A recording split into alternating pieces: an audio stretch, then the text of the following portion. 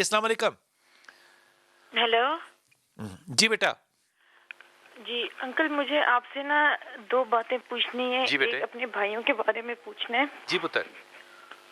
میرے بھائی کا نام ہے محمد. اچھا. اور وہ نا الیکٹریکل انجینئرنگ کر رہا ہے. واہ. لیکن اس کا جی پی اے کم آیا تو وہ کہہ رہا ہے کہ میں سوئچ کرنا چاہتا ہوں, اپنی فیلڈ چینج کرنا چاہتا ہوں, بی بی اے کرنا چاہتا ہوں. مجھے بتائیے وہ کیا کرے. نہیں دیکھو میں تمہیں ایک بات بتاؤں. یہ جو نام ہوتا ہے نا محمد صلی اللہ علیہ وسلم, یہ نبی کے نام کی مناسبت سے میں بات نہیں کہہ رہا, میں الفابیٹس کی مناسبت سے بات کہہ رہا ہوں. یہ بہت ہی زیادہ سپر سینسٹیو نام ہوتا ہے. میم جو ہے نا وہ ماہین کا ہو,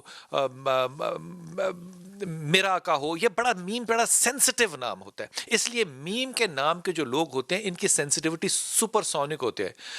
یہاں محمد میں دو میم ہے, یہ نہیں میں سمجھ سکتا کہ ہے دو میموں کے درمیان میں ہے سے زیادہ محنتی, حمزہ سے زیادہ محنتی کوئی نہیں ہوتا.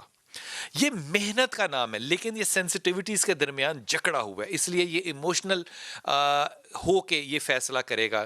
میرے خیال میں اس کو سیکنڈ اٹیمپٹ, تھرڈ اٹیمپٹ پھر کرنے چاہیے. He should remain where he is. بی بی اے اس کے قابل نہیں ہے, یہ اس سے زیادہ قابل بچہ ہے. اس لیے اس کو کہنا کہ ایک تو لا حول ولا قوت الا باللہ یہاں تک پڑھے, دوسرا یا ذل جلال والاکرام کی تسبیح کرے, اللہ کامیابی بھی دے گا اور انشاءاللہ تعالی جو رزلٹ ہے وہ بھی بہتر ہوگا. لیکن بی بی اے میں جانے کی بالکل بھی بات نہیں ہے, یہ الیکٹریکل میں ہی رہے. جی اور دوسری بات آپ کی. دوسرا بھائی ہے ولید. جی. ولید بن خالد. واہ. یہ غصہ بہت آتا ہے, بہت اگریسو ہے, مطلب چھوٹی چھوٹی بات پہ نا. ہاں. اور مطلب بولنا لڑنا شروع کر دیتا ہے. ایک مثال دو, مثلا لاسٹ ٹائم کس بات پہ لڑا تھا؟ مطلب جیسے مشین, چھوٹی سی بات تھی کہ مطلب اس کے کوئی ٹراؤزر شرٹ وغیرہ نہیں دھلے ہوئے تھے تو اس نے کہا, مطلب اس پہ اس نے اتنا واویلا مچا لیا کہ یہ میری شرٹ کیوں نہیں دھلی ہوئی. پیمپرڈ ہے بچہ. اس طرح کی چھوٹی چھوٹی بات. یہ پیمپرنگ ہے نا, اماں نے پیمپر کیا ہوگا. اچھا. اور دوسری بات یہ تو کہ تم نے بھائی کو ولید کو یہ نہیں کہا کہ نہیں دھلی تو دھولا ہے آپ جا کے؟ جی اچھا انکل, لاسٹ ویک بھی میری آپ سے بات ہوئی تھی, میں آپ سے ڈیٹیل میں بات کر نہیں سکی تھی. روحان کی میں نے آپ سے ذکر کیا تھا. جی جی بتائیے. آمنہ اور میری خالہ ہے آمنہ اور ان کے ہسبینڈ حسن, ان کا بیٹا روحان جو کہ آٹسٹک ہے, بولتا نہیں ہے, 4 سال کا ہے. اصل میں یہ ہے کہ ان لوگوں کی شادی جو ہے وہ چلی نہیں ہے. 5 سال کے بعد خالو نے مطلب جو تھے انہوں نے ان کو ڈیورس دے دی تھی. ٹھیک. مطلب اور شروع کے سالوں میں ہی پہلے دوسرے سال سے کافی لڑائی جھگڑے مار پیٹ ہوتی. اگلی بات. تو اب بچے پہ بہت زیادہ, مطلب ابھی بھی اگر نارمل بھی کوئی اونچی آواز میں بچہ کہاں پر ہے؟ بچہ کس کے پاس ہے؟ بچہ ماں, دونوں بچے ماں کے پاس ہیں. ماں کے پاس ہے. ماں کا آپ نے نام بتایا؟ آمنہ. آمنہ کو تم نے ایک بات کہنی ہے, وہ جو کہہ رہی ہے وہ بالکل غلط بات ہے, ایبسلیوٹلی 100% رانگ. کہ وہ بچے کو کوئی بولتا ہے تو اس نے بچپن سے ظلم میرے پہ ہوتے دیکھا ہے تو بچہ اس سے ڈر جاتا ہے, بالکل غلط بات کہہ رہی ہے. بچہ 4 سال تک نہیں بول رہا تو یقین کرو میں آمنہ کا باپ ہوتا ہوں اس کو بٹھا کر جوتیاں مارتا کہ 4 سال تو کرتی کہہ رہی ہے, طلاق تیری ہوئی ہے, بچے کا اس میں کیا قصور ہے؟ بچے کو اس نے اسپیچ تھراپی میں کیوں نہیں ڈالا؟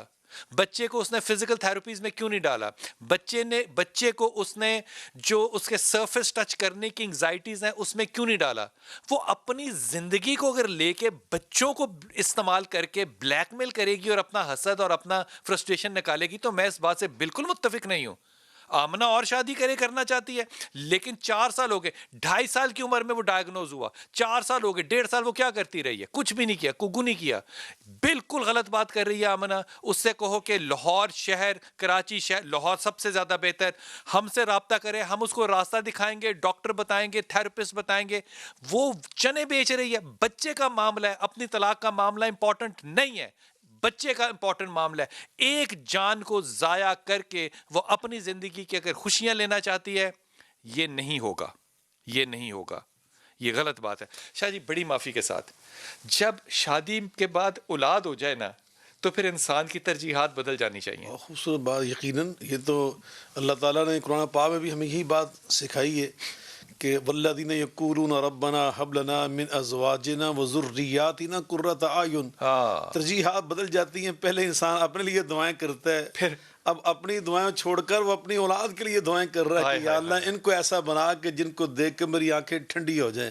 تو یقیناً والدین کے لیے جو اولاد ہوتی ہے بہت بڑی نعمت ہوتی ہے، اللہ تعالیٰ کا ایک بہت بڑا انعام ہے. انبیاء علیہ شاہ جی یہ ایسا کیوں ہے کہ ہم اپنی ایک فیلئر کی وجہ سے، طلاق ایک بہت بڑا فیلئر ہے، ہم اولاد کو بھی بخشتے نہیں ہیں کہ اپنی کامیابی اور اپنی معصومیت کا اظہار کرنے کے لیے بچے کو وکٹم کیوں بنائے؟ وہ پہلے ہی وکٹم ہے بیچارہ. بہت خوبصورت، یہ ظلم ہے. یقیناً یہ ظلم ہے. اور میں یہ سمجھتا ہوں کہ جو اپنا پچھلا انہوں نے نقصان اٹھایا یقیناً ان کے اپنے مزاج کی وجہ سے، اپنا مزاج ہے، اب اسی مزاج کو وہ لا کر اپنے بچوں کے اوپر بھی استعمال کر رہے ہیں.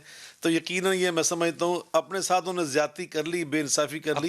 اولاد کے ساتھ نہ کریں، اولاد کے لیے وہ یقیناً اپنے اندر رحم دلی بھی پیدا کریں، ذمہ داری بھی پیدا کریں. ایک مجھے بات یاد آ گئی، وہ تھانوی صاحب سے بات سنی تھی، وہ کہتے ہیں کہ جب ماں باپ جو ہیں، یہ آمنہ یہ میں تمہارے لیے کہہ رہا ہوں، خدا کے واسطے یہ میں تمہارے لیے کہہ رہا ہوں، یہ میرے نبی کی بات ہے آمنہ، ماں باپ ہوں گے جنت میں، اللہ فرشتوں کو بلائیں گے، پوچھیں گے ہماری اولاد کہاں ہیں، وہ کہیں گے کہ ہاں وہ جنت میں تو ہیں لیکن نیچلے درجے پر ہیں.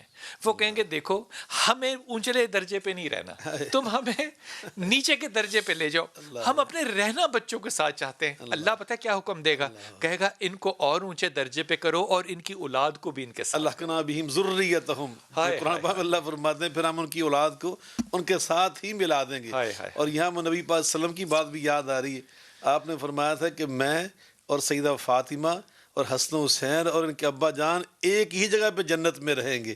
یقیناً یہ نبی پاک صلی اللہ علیہ وسلم کا اپنا بھی جو آپ نے بیان کیا ہے اولاد کے حوالے سے کہ نبی پاک صلی اللہ علیہ وسلم کی جو اولاد تھی آپ کی آنکھوں کی ٹھنڈک تھی، تو یقیناً آپ فرمانے کہ جنت میں ان کو نہیں بھولوں گا. یہ آس لگانی میری آس نہیں ہے، یہ میری امید نہیں ہے، شاید میری دعا بھی ہے لیکن میرے ایمان کا حصہ ہے. پتہ نہیں کیوں مجھے یہ گمان ہے کہ جب رسول پاک صلی اللہ علیہ وسلم، سیدہ فاطمہ، ام عائشہ، سیدہ ختیجہ، حسنین یہ وہاں گھوم پھر رہے ہوں گے، ہم بھی وہیں ہوں گے.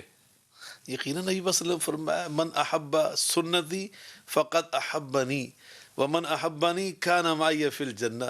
جو میرے طرز زندگی سے محبت کرے گا نا وہ اصل میں میرے ساتھ ہی محبت کرے گا، اور جو اس طرح میرے ساتھ میرا محب بن جائے گا نا وہ قیامت کو میرے ساتھ ہی ہوگا. وہ صحابی نے کہا تھا کہ کیا کرنا چاہتے ہو؟ کہا کہ میں آپ کے ساتھ رہنا چاہتا ہوں. آپ نے فرمایا تھا کہ آئینی علیہ بکثرت السجود، سجدوں سے میری مدد کرو، میری مدد کرو، زیادہ سجدے کرنا. جو جس سے محبت کرتا ہے اسی کے ساتھ المرء مع من احب، فرمایا قیامت کے دن بندہ اپنے محبوب کے ساتھ ہی ہوگا.